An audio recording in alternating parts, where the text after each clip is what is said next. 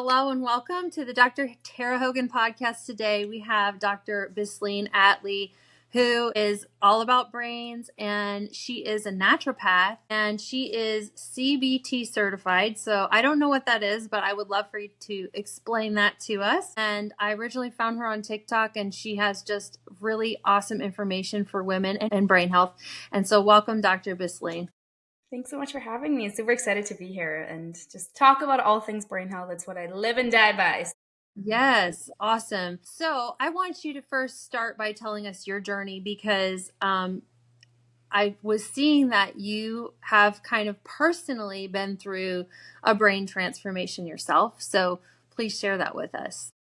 Yeah. And then really that's where my passion for brain health stems from, is just literally firsthand witnessing what life is like when your brain health is significantly struggling. And so my journey with my brain really started when I was in high school. I was this, very overachiever student, all-star athlete, doing all the things. And on paper, it's like my life looked perfect, but deep inside, I was significantly struggling. In middle school, I got bullied a lot, and I tried to compensate with it by being an overachiever. Lo and behold, realized that doesn't work. And when I was really struggling with my brain health, I went to my doctor in grade 11, and he diagnosed me with depression.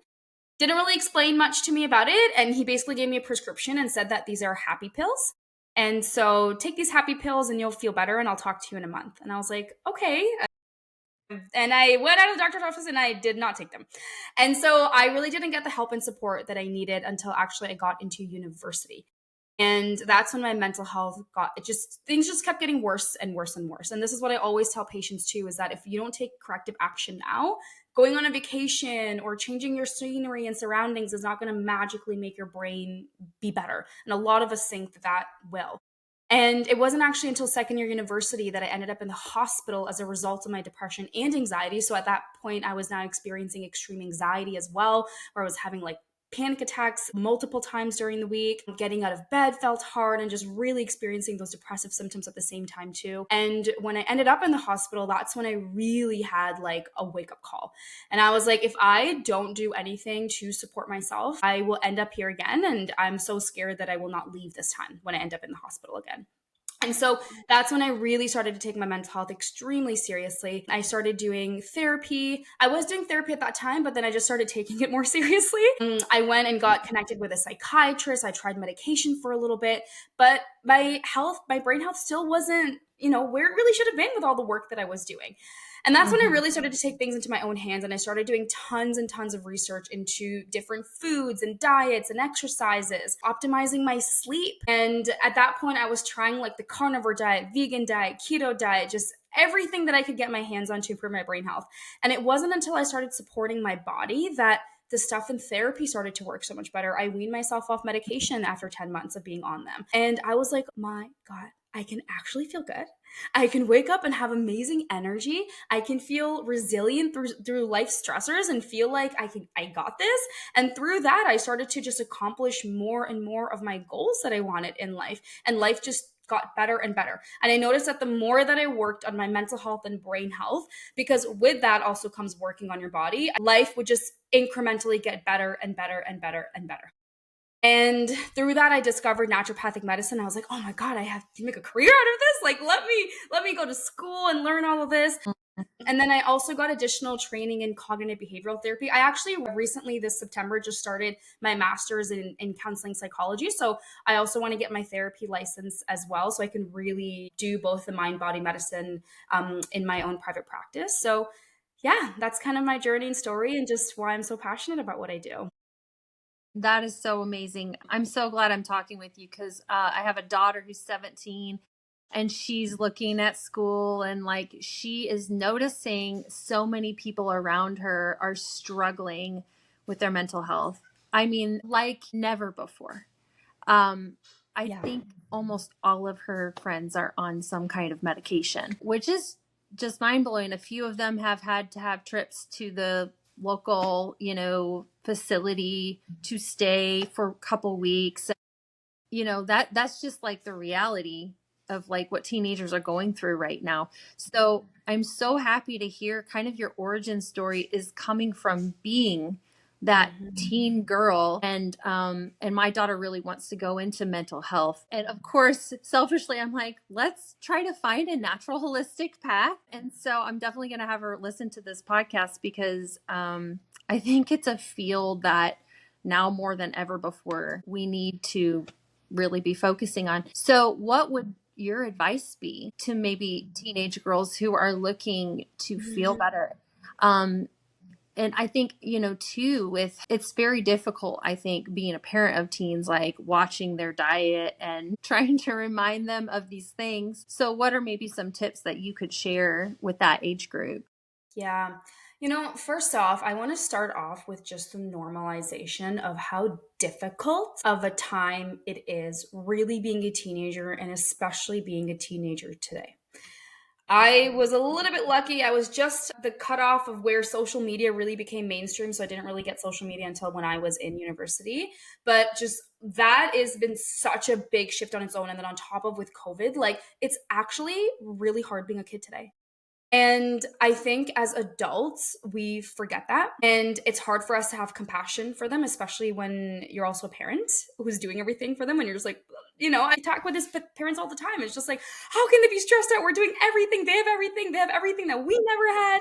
And it's so easy to just forget how hard of a time it really is when so many changes are happening in your body. You're figuring out who you are. You're supposed to be making these big life decisions of what am I supposed to do for the rest of my life at 17 years old, Yeah. and so much is happening. And so, first of all, I just want to really take that time to just acknowledge and normalize just how difficult of a time it is. Because something I've noticed as well, a big shift in young people, is that every little thing for them is now like, oh my God, I have anxiety, or oh my God, I have depression.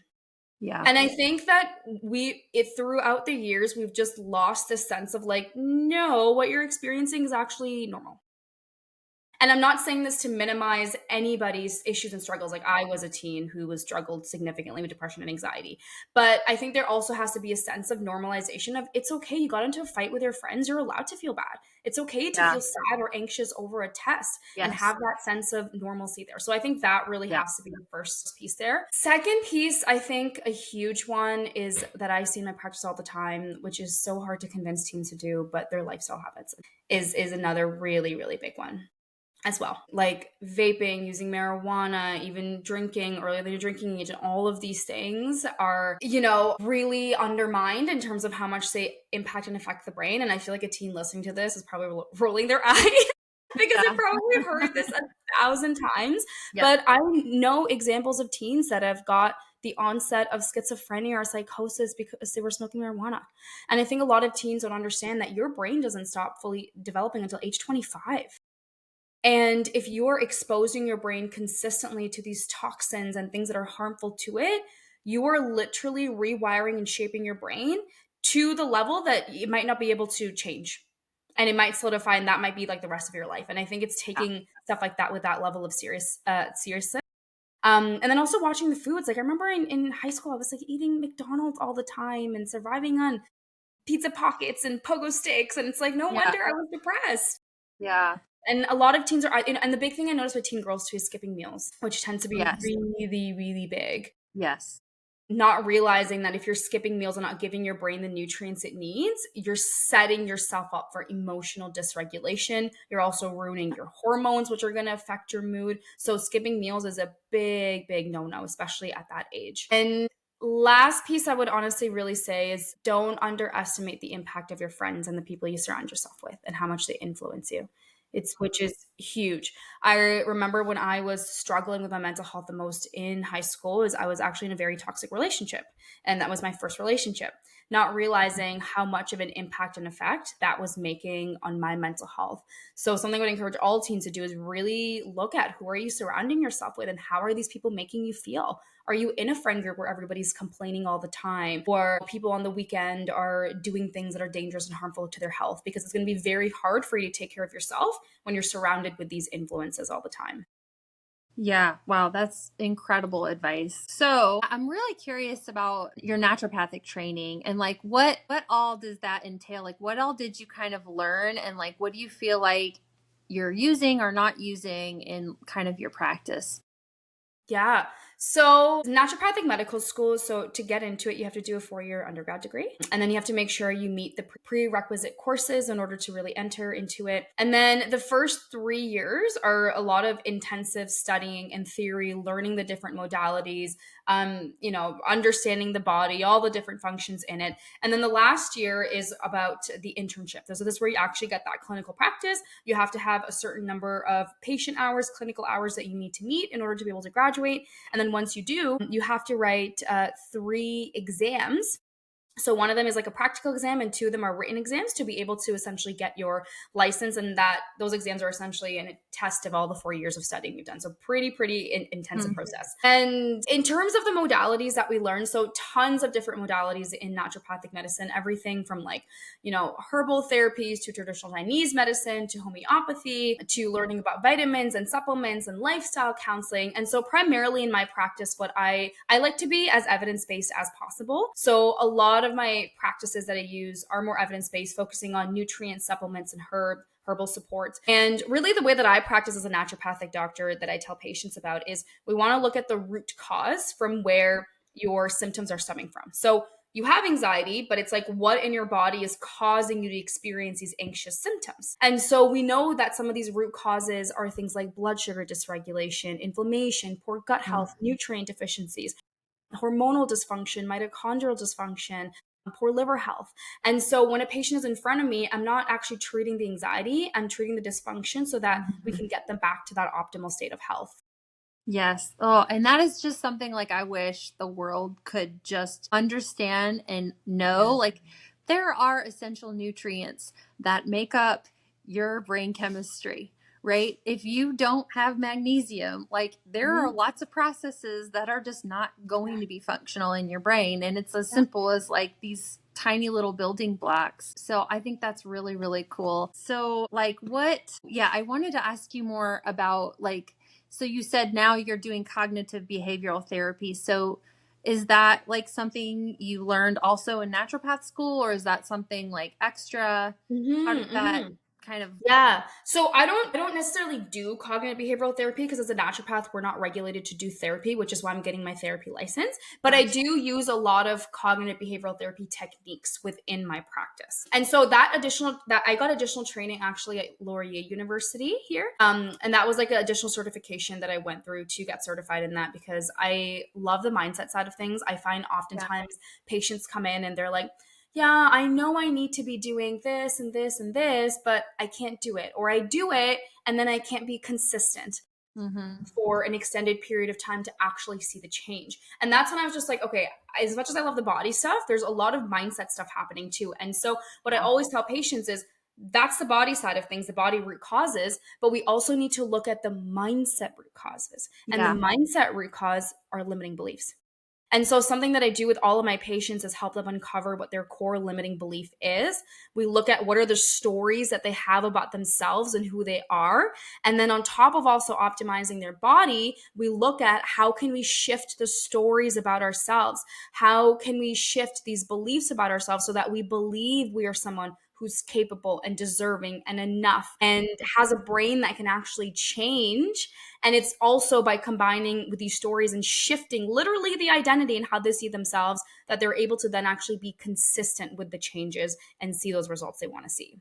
Yeah, that was something else I wanted to ask you about because I was watching this post you did on just identity and how you have to begin to identify as somebody who does these habits, right? And so I would love if you could expand a little bit more on and another one of your posts, you're talking about kind of like how things will feel worse before they feel better, right? Because you're trying to implement all these habits and it can, be overwhelming. And then if you don't do it one time, then you're down on yourself. And it's kind of like, what can you kind of do mindset wise to kind of keep yourself going and like keep creating habit change? Yeah. I feel like the perfect example way to talk about it is like just even talking about my identity shifting work and even some of the stuff I've seen with my patients. So my core limiting belief was I am not good enough.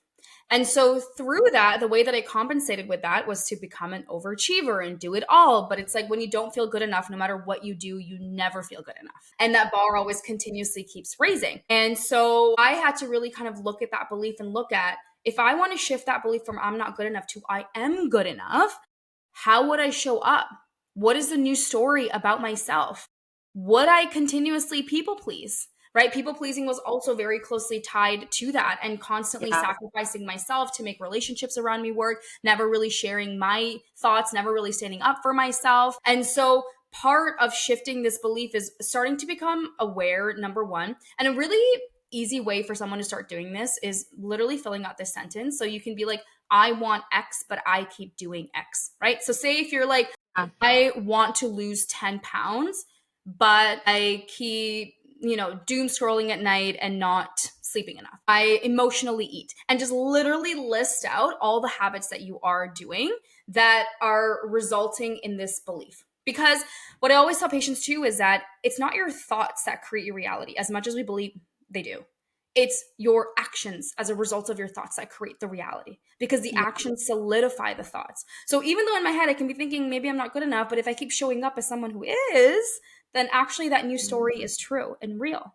Mm. So the easiest way to kind of shift the story and identity is looking at what is that story in your mind about yourself that you feel like you are right now, right? Look at the action steps you're doing, because the action steps you're doing are showing the story that's prevalent in your subconscious mind. Then look at, if you wanted to believe a new story about yourself, that you are enough, that you are loved, that you are capable, how does that person show up on a day-to-day basis?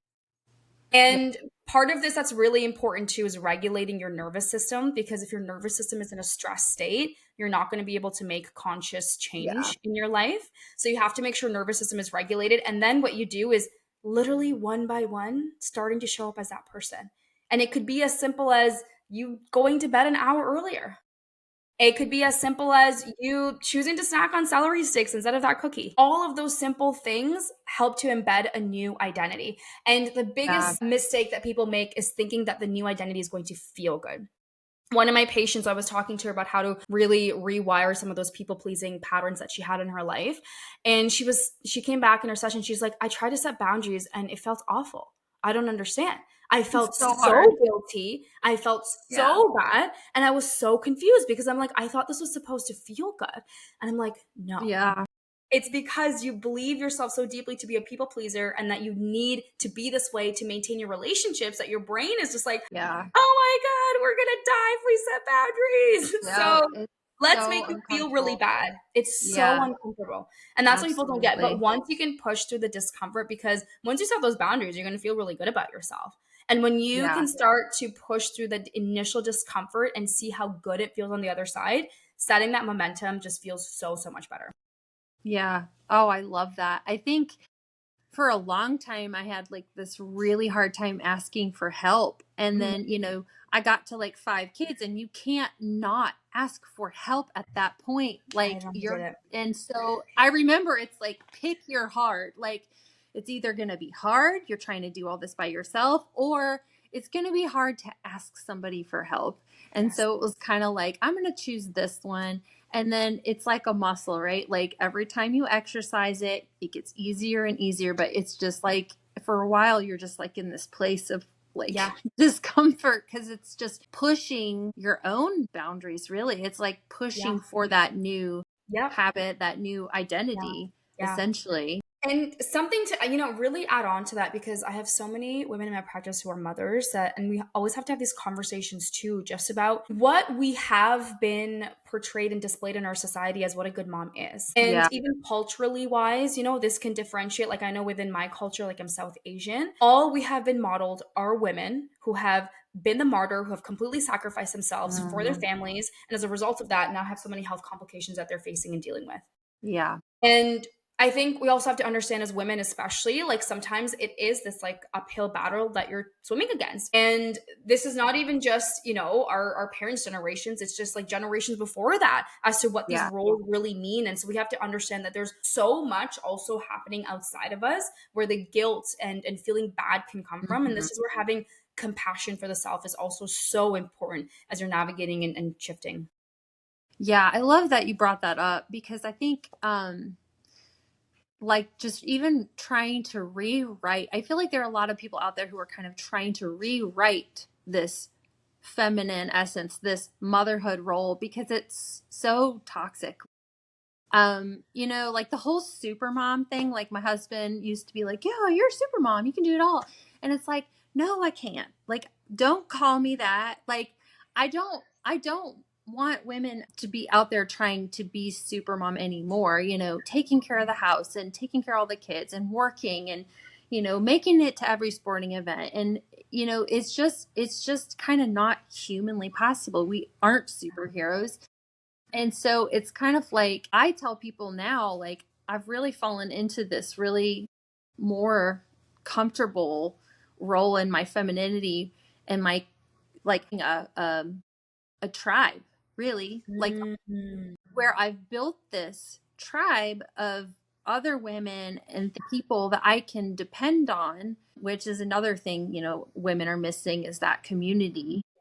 So I've been really working to provide that for my community and just women around me because, like that's kind of how we originated was being in these tribal communities and connecting and leaning on each other and, helping with, the village, I guess you could say, right? We've Yeah. all heard it takes a village, Yeah.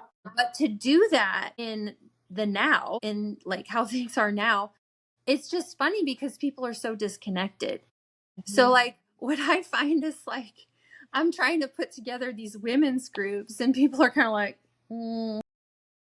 maybe I'll come, like it's uncomfortable because I think because we're, more getting into this digital world and the digital communication, it's harder to have that. But every time I ever have a gathering and women are there, it's like, why don't we do this more often? This Look, feels so good. Like, I yeah, know, I know. And I totally relate to that. Something I've been, but I really want to do is we can talk about this more after, but I'm going to be launching a membership program and I really want to build this community of people who are supporting each other, especially when it comes to their mental health, because those of us who are struggling, that's the other piece too. You feel so isolated in your yeah, struggles. But then absolutely. trying to get people to see the value of that because it's Yeah, also scary being I vulnerable and know. sharing your struggles, especially when it comes to Yep. mental health. But every time I launch a group and people are in it, they're like, oh my God, this is exactly what I needed. And Yep. I'm like, yes, you need a Yes. community. Yes. Community is just Key. so powerful. So, I mean, yeah,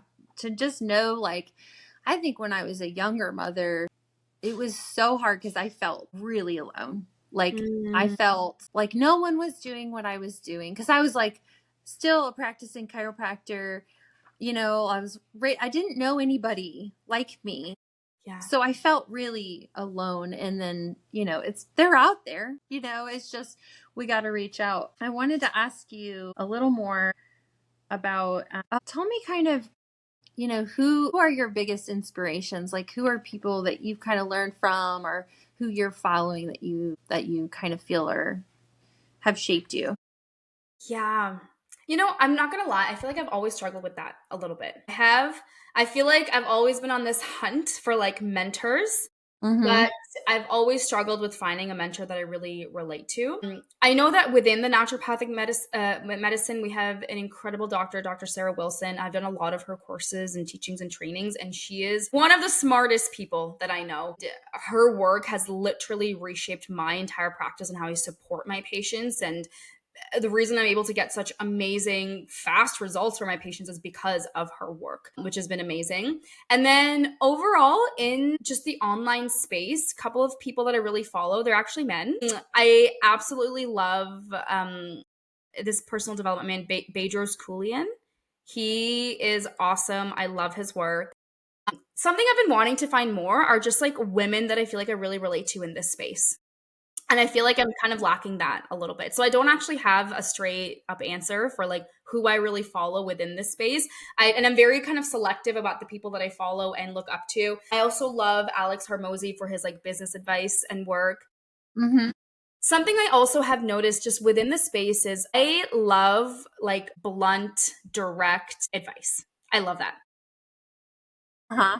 And I feel like as women, it's like, and I'm trying to actually embody that more in the work that I do. And definitely there's a lot of, you get very polarizing, right? When you give Yeah. direct advice. Yeah.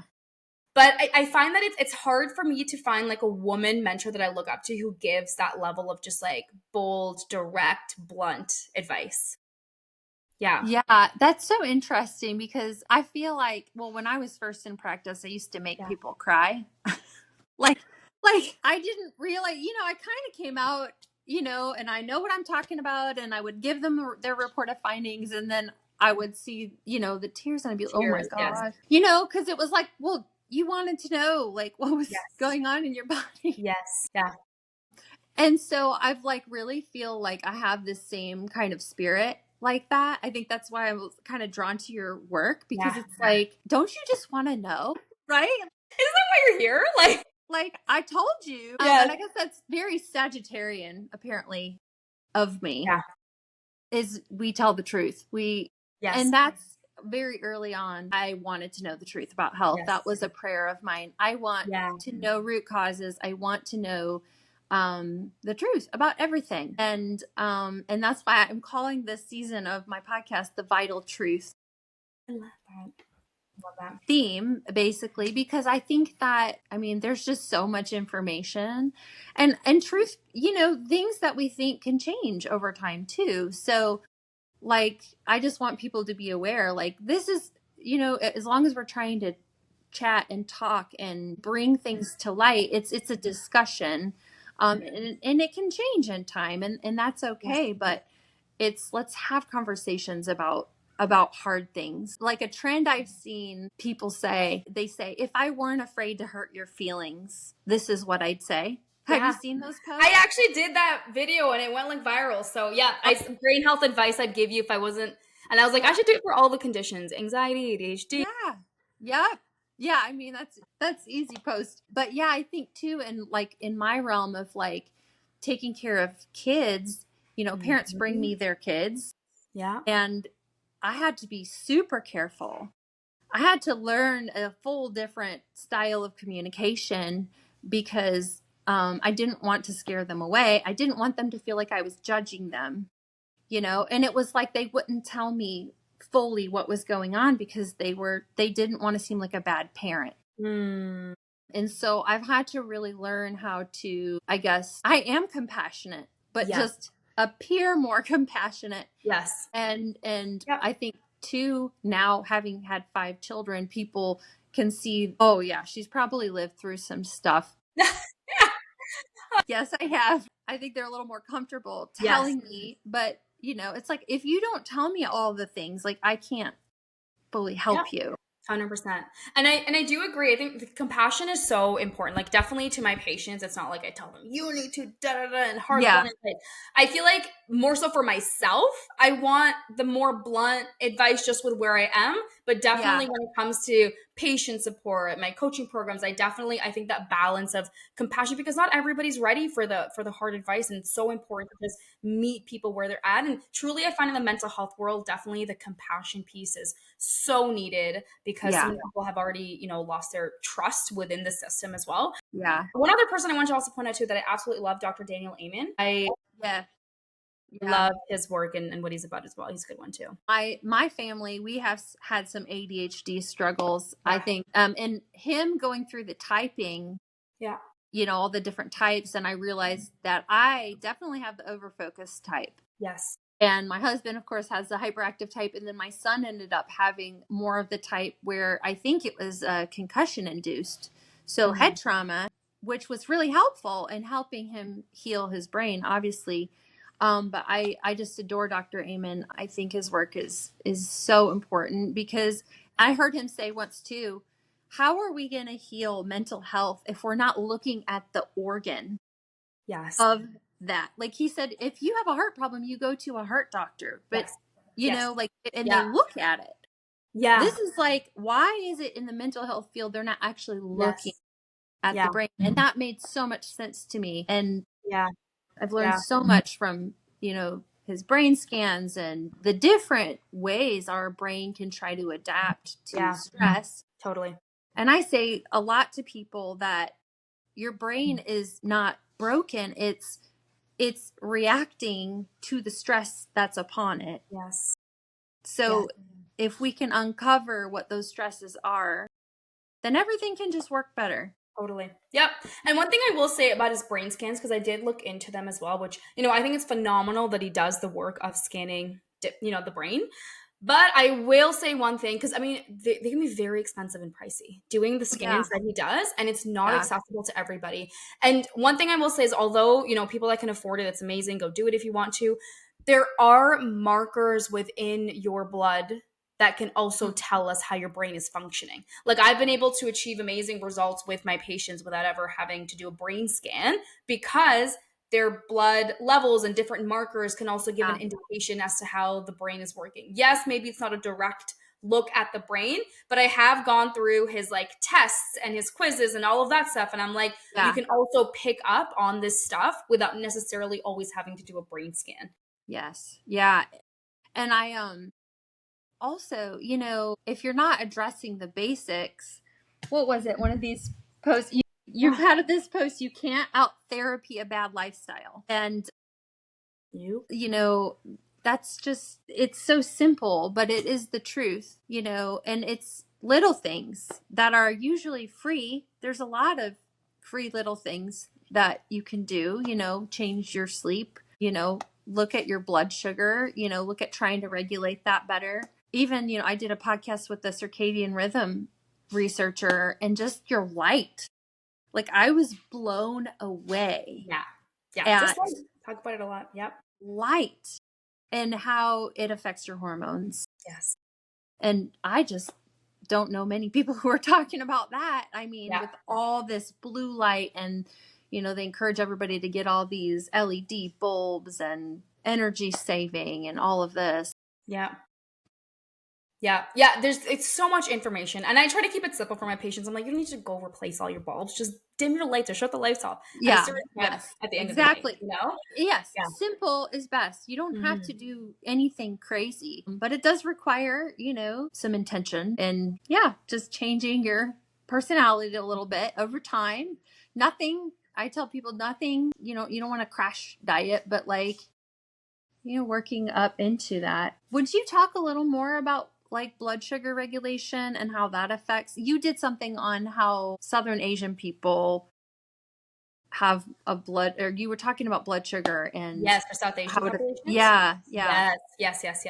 Oh my God, my room is getting so hot for some reason. I feel like my hair is not looking like how we started this podcast with. So blood sugar dysregulation is probably the number one root cause that I look at within my practice, especially if someone has anxiety, bipolar disorder, or even like stress, burnout, ADHD as well. That's probably like my signs. The bells are going off in my head of just like, they probably have some level of blood sugar dysregulation. And so when I'm talking about blood sugar dysregulation, what I'm referring to are the ups and downs in your blood sugar. And specifically the molecule we're talking about is glucose. So a lot of people don't understand this, but glucose isn't just coming from foods that are high in sugar, but any food that has any carbohydrate in it, because carbs all get broken down to a molecule called glucose. Fruit gets broken down to that molecule, right? Now there are other types like fructose, sucrose, all those things too, but for simplicity's sake, we're just going to say it's all glucose, because all those other ones will raise the blood sugar as well. There's just different variations and types. And so I always tell everybody, put carbohydrates, fruit, anything with sugar, carbs in it, just put it in the same category. See it as the same thing, because it's going to have that same effect and impact on your body. Because I feel like we separate like, oh my God, this is like whole wheat pasta. It's so different than like a candy bar, and which is so different than like an apple or a banana, but it's like, it's just all the same thing. And so what starts to happen though is that a lot of us, if we eat too many carbohydrates or sugary foods, we're having these really big blood sugar spikes and crashes all throughout the day. If we're skipping meals, which is a big no-no. Whenever anybody's trying to work on their mental health and they're skipping meals, I'm like, big no-no for you, which I feel like goes against all the advice everybody hears about fasting online right now. That would, that's interesting. I think that's very trendy right now for sure. Very trendy. And it's like, there's nothing wrong with fasting, but it's like your mind and body are not in an optimal space right now where you can handle fasting. And even when you look at the short-term research of fasting, it shows that it makes us more irritable and anxious. So if you're already having anxiety, you're just making it worse by fasting. And so that's essentially what it refers to with the blood sugar piece of things. Now, what can also happen is before we get diabetes, the lead up to that is something called insulin resistance. So insulin is the hormone that allows your body to use glucose. And if you're eating foods that are high in glucose, sugars, and carbs, your pancreas all day long is releasing this insulin over and over and over again. And what happens over time is that these receptors that are sensitive to insulin to allow the glucose to be used stop becoming as sensitive. So I always like to describe it as, imagine if someone is standing in front of your house all day and jamming the key in the lock, right? Because insulin is the kind of the key that opens the door that allows glucose to be used up by your organs, by your muscle cells. And if someone is jamming the lock, then over time the lock is going to break. So that means over time your body is going to have to use more and more insulin in order to use up the glucose from your foods. This is why a lot of us, if we eat food, we end up feeling really sleepy or slow and sluggish after meals, because of the insulin resistance and how hard the body really has to work to use up the glucose. And then over time, it's like no matter how much insulin the body releases, glucose can't be used up. And that's what essentially leads to diabetes. 80 to 90% of us are insulin resistance. Mm-hmm. Over my years of practice, I've maybe had like 2 patients who've had great insulin levels. Everybody else, dysregulation in their insulin resistance was prevalent. And when we are insulin resistant, it directly has an impact and effect on our mood and our energy. Because if your blood sugar levels get too low, you can get anxious and irritable, that hangry type feeling. And then if your blood sugar levels get too high, then we can feel really slow and sluggish and tired. We can have like brain fog. So we don't want it too high or too low, and we want to make sure we have these steady blood sugar levels throughout the day. So, what is like the best way to keep it steady? Like, I think, like what's a balanced maybe meal that keeps you full, that like won't spike your insulin? And do you recommend like how many meals a day, or like how often would you eat? So that is a little bit individual, because if someone does have significant insulin resistance, and sometimes I'll be like, like you should have 2 to 3 meals a day, no snacking, sometimes 2 meals a day, depending on how insulin resistant they are, which is actually very doable. Now, for women, depending on where they are in their cycle, 2 meals might not be enough. They might have to do 3. Third meal might be a little bit smaller. But generally, what I recommend is 3 meals, no snacking throughout the day. Because if you're eating actually enough nutrients and getting enough of the right food groups in your meals, you don't really need to eat more than that. And when I talk about the healthy way of eating, I always like to describe the plate method. So half your plate should be veggies, which the amount of conversations I have about vegetables in my practice with adults who don't want to eat vegetables, and I'm like, yeah, you will die an early death. I don't know what to tell you. This is where my blunt form of thinking comes in. Like, I don't care if you don't like vegetables, you have to like them. Because you can't get any level of nutrients from the protein, the healthy fats, especially not the carbs, that vegetables are going to give you. So you have to learn to like them. And if you don't want to like them, then get ready to have a multitude of chronic diseases in the coming years, and welcome them with open arms then. Yeah. The quarter plate of your plate should be protein. And usually I always say 25 to 30 grams at least. This is the other area too. Either people are not having even close to enough protein, or 2, they're having too much. All of these fitness influencers telling people you need to have, what is it? They say a gram per pound, which actually is way too much. And what people don't understand is that protein gets shunted to make glucose. So having too much protein can actually lead to blood sugar dysregulation over time. So you actually don't need that much more protein. It's really only people that are running like marathons, doing these triathlons, that need a lot. I knew somebody, she was a fitness competitor, and she ended up having like major, like, pre-diabetic. Because of the way she was eating. And, she was one of those counting every little thing, like, knew exactly what her macros were. And then it was like, oh, what the heck? And then she just totally had to redo and rebalance. And I mean, she's really open to like, trying to figure it out. And but so many people in that realm think and I give patients that example too, because I've had patients like that who are like, they have like They're literally ripped, and you could have not Yeah. imagined that they are anything but healthy. Like their markers should Yeah. all be perfect, and they're like insulin resistant, so they're Yeah. pre-diabetic because they're eating way too much protein. And this topic heats me up so much. I've been meaning to make more posts about it online because Yeah. every time I see that 1 gram per pound, and I'm just like, no, if someone is like 170, they're gonna have 170 grams of protein. Yeah. So good luck. Also, just trying to eat anything else. I know. Because what's I going to know. start to happen to, I had a patient yesterday who was like, Dr. Bisleen, I increased my protein and I got constipated. And I'm like, it's not the protein that constipates you. It's the fact you're eating so much of it that now you're not eating the fiber and you're not drinking enough water, because protein is so Yeah. filling for you Yeah. as well. And so protein is that next quarter. And then the last quarter, I always say, is divided up into healthy fats. So nuts and seeds, olive oil, nut butters, and then edamame, tofu. And then the other last quarter, 1/8, is divided up into the carbohydrates. And this is where you want to make sure you're having, those complex carbohydrates. So things like the whole wheat, things down that route, or like the quinoas, so that they're, slower digesting on the body and don't raise your blood sugar levels as much. And so what I always say is think of carbs as like the sprinkle on top of a cake. They're not the cake, because the cake is made of vegetables, and carbohydrates are that little sprinkle that you put on top. What I really know, for example, in the South Asian population, right, is like the first thing is deciding, okay, what carb am I having? Usually it's a big bowl of rice. And then you had a bit of protein on it. There's almost never any healthy fats. And then maybe once in a while there's vegetables on it. But it's usually a bunch of carbs and protein that we're having. Interesting. Yeah, there is a lot of rice. I mean, just in Asia in general, isn't there? Like So much. it's very based on Yeah. yeah. And rice, a lot of people don't know, but rice sensitizes. So rice causes your insulin to spike as much as ice cream does. I think I had heard that. Yeah. Yeah. So it's not even just about, that's the other thing I tell patients, it's not even just looking at how much does a food raise your blood sugar level by, but we also want to look at the food insulin demand.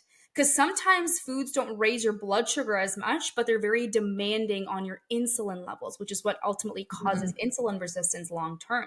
And so ice cream and rice are literally in the same category there.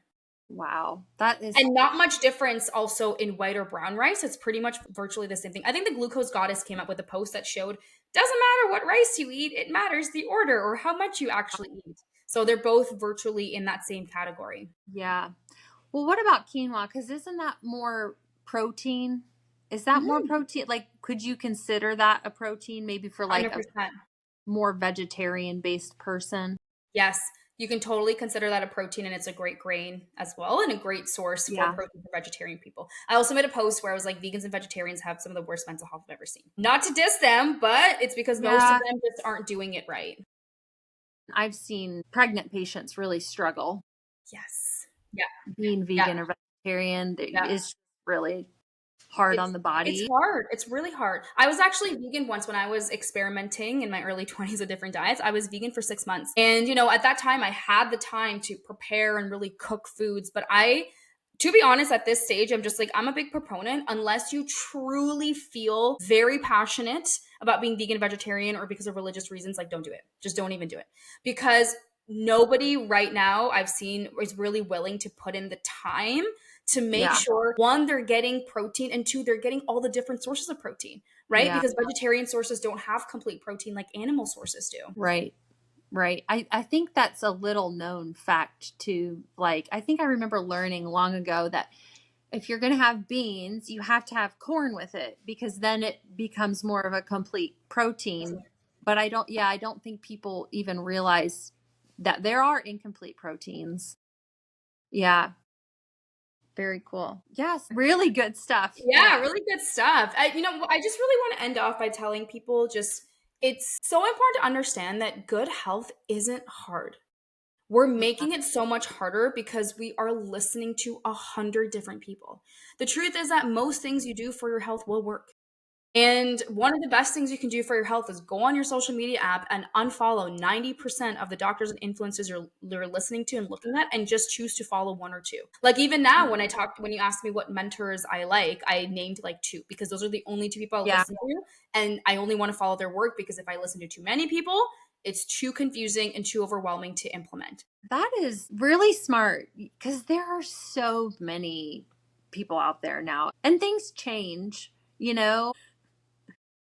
It's hard to keep track of it. But yeah, I think basics, rule of thumb, you know, if you can start doing basics, I think it's the best thing. Yeah, Yeah. 100%. And just the idea that health is, they're just vital things that you need to be healthy that we're just missing, or also just the root cause, right? Yes. Like symptom chasing. I would just love for the planet to just stop chasing symptoms. If I could have one wish, I think it would be that. Yeah. If we could start to look at the whole person, and even like, we didn't even touch on this at all, but I think like the emotional side of health and what emotions you're feeling and how you process all of that, how that plays a role Yes. in healing. Because I think where we are going to be headed in healthcare is looking at that total person, because that's what works is, yeah. Yeah, and I totally agree with that. And especially, I feel like in the mental health world, I feel like Mm-hmm. we're given two options. You can either go to therapy or you can go on Yeah. medication. What do you want? Yes. That's Without not the realizing only, the huge I thing was know. supporting your body. How about that? Yeah. Yeah. That's not the only way. Yep. Let's shout it from the rooftops. A lot of people will get triggered. Anytime I make a post on medication, whoo, Oh, everybody gets triggered. And I'm not even, as a naturopath, I'm not against medication at all. I think it can be such a useful yeah. tool. I mean, I use medication at one point. I just think that we've just gotten it so wrong in terms of our level of dependency Yeah. and need for medication. Instead of seeing it as a tool that can help us Yeah. kind of bring ourselves back to like a state where we can then work on our bodies, our mind that much more and get off it, instead of it Yeah. just being like, I need this now to feel good. Absolutely. Yeah. Yeah. And just like what can spiral from it. Like if it's not working, maybe you should stop. Maybe Yes. you shouldn't add more. Oh, it got worse. You added more. Oh, let's try this. It's like this never ending. I've had parents say, well, they just can't get her meds right. They just, it's not that they're not getting the meds right. There's something else under that. But anyway, I think we're fully on the same page. But thank you so much for coming on and sharing all of your knowledge. And I'm definitely going to be sharing this with my daughter, because I think you would be really inspiring for her, because I know she wants to go into this type of work, and all she's seeing around her, people dealing with it, is with drugs or talk therapy, and she's not seeing it work. And so this sounds like a really great avenue for anybody who wants to help people with their mental health. Beautiful. Thank you, Dr. Bisleen. Thank you so much for having me. Appreciate Yeah, it. absolutely.